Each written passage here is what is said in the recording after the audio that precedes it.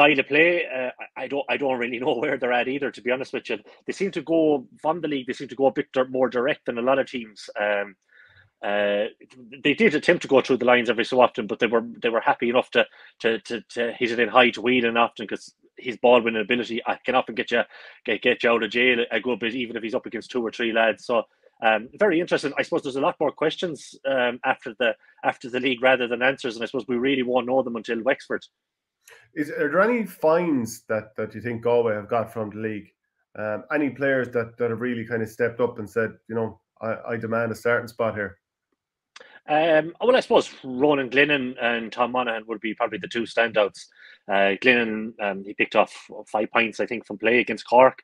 Hmm. Um, Tom Monaghan scored four in the same game as well. And I suppose if you went into that game and you said those two lads were going to score 9 points from play, you'd have thought Galway would have won the game. But it didn't come to pass. A lot of the senior players were below par, and maybe that was due to circumstances that, as you mentioned already, and maybe heads weren't quite there.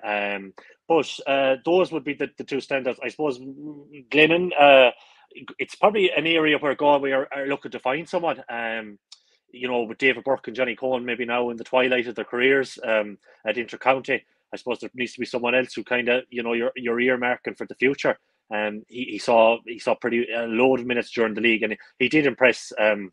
He did impress alongside Joseph Cooney, who's also been kind of trialed there. Wouldn't be a position we'd be over familiar with, even with club. He'd be playing centre back, and in the successful teams of 2017 and 2018, it was usually centre, or he was usually wing forward, should I say? Or I know he went back wing back against Clare in the replay.